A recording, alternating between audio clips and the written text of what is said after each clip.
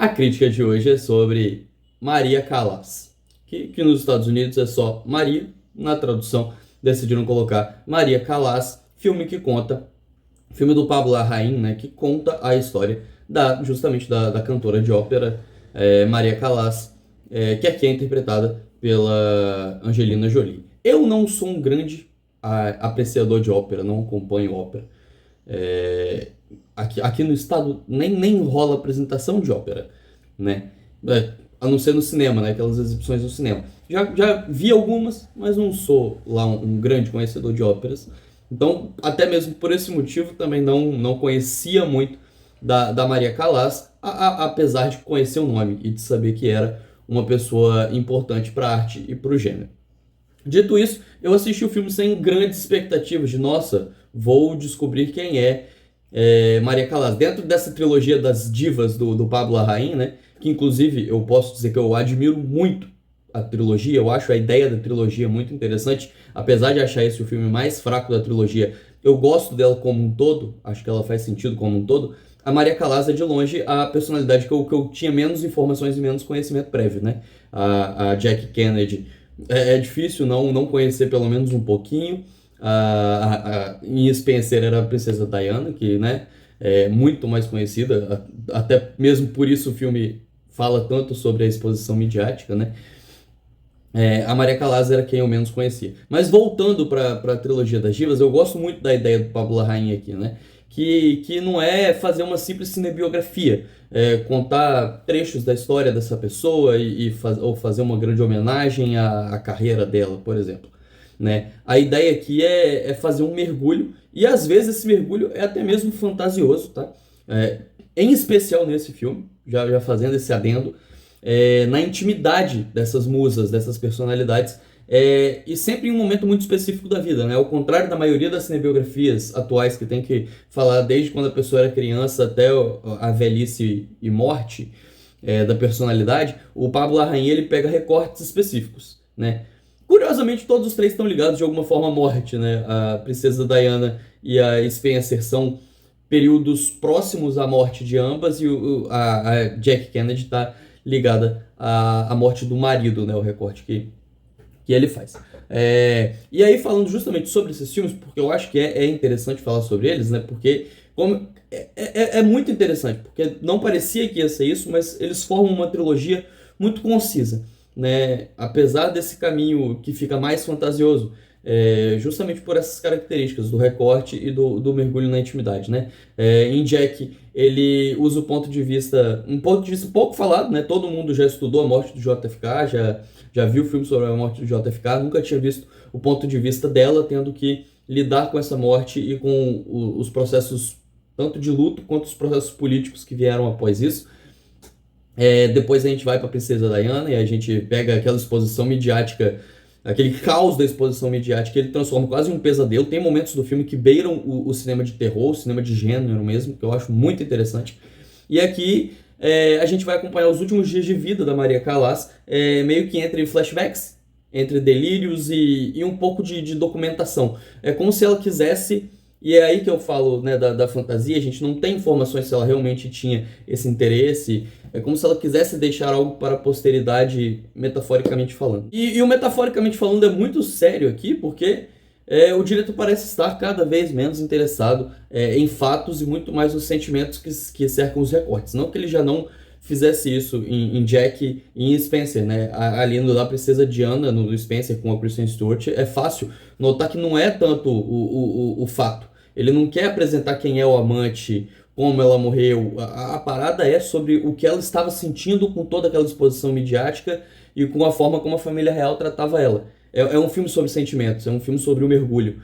Não é um filme sobre né, os fatos que levaram à morte dela. Então, isso inclusive abre espaço para ele ficcionalizar e fantasiar muita coisa. Eu acho que no Jack ele faz isso menos, no Spencer um pouquinho mais, e aqui ele alcança um ápice estilístico, né, nesse ponto, porque é uma mistura muito clara entre documentário, talvez um documentário falso, né, não no estilo The Office, mas talvez um documentário falso, e fantasia.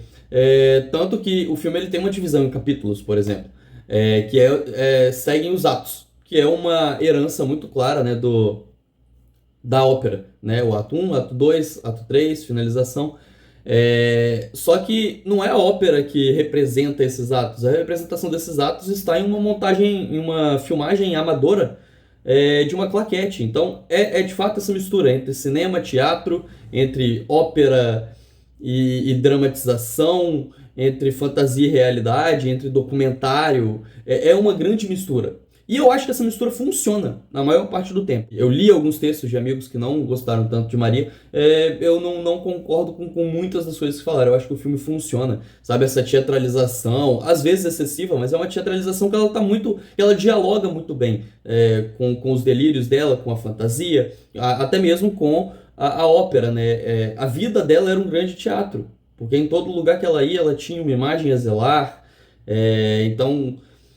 Tem lá o momento em que ela faz um diálogo com um cara que não assistiu ela porque ela cancelou o show por doença, sabe? Então tem todos esses detalhes da vida pública que precisam ser teatralizados. Parece que essa teatralização ela se enraiza e se envereda por todos os cantos da vida da Maria Callas, sabe?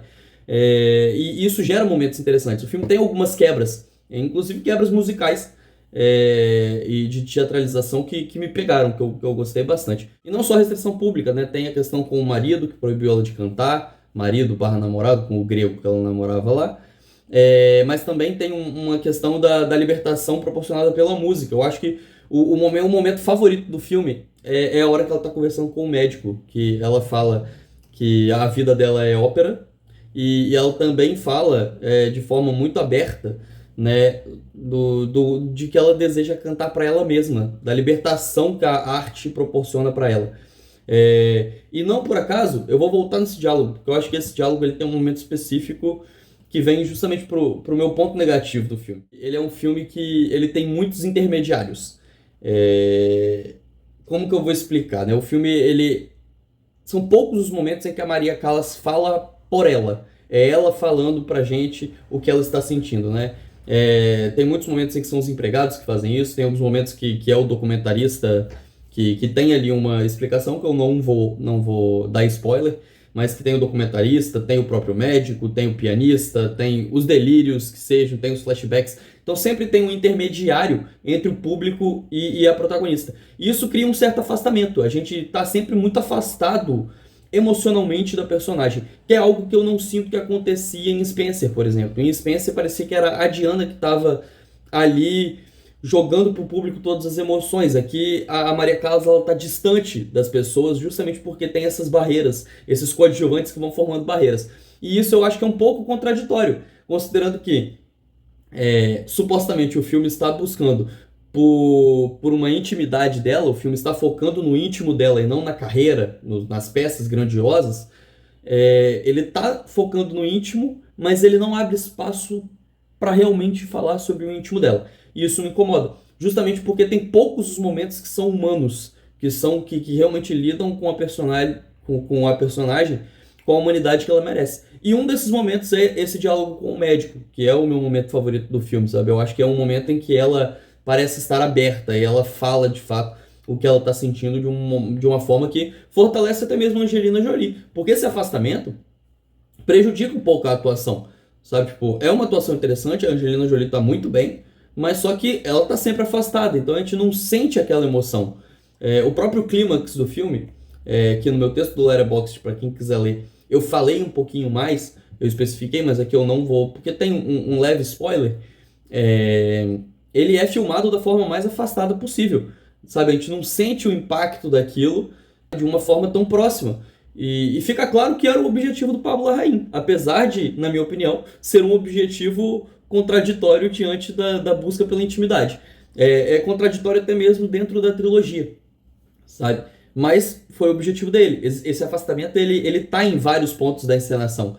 Tanto que o momento de destaque do clímax vem justamente com um trecho teatralizado que é muito bonito, muito, muito interessante, muito, muito climático, e aí depois acaba sendo cortado por um anticlímax de afastamento. Eu não acho que tira o filme, tira o poder do filme, eu gosto do filme, acho um filme interessante, porém eu acho que esses pequenos detalhes, essas pequenas contradições, ao invés de fortalecer a atuação da Angelina Jolie, ao invés de fortalecer o próprio filme, torna ele o exemplar mais fraco dessa trilogia das divas do Pablo Larraín. É isso.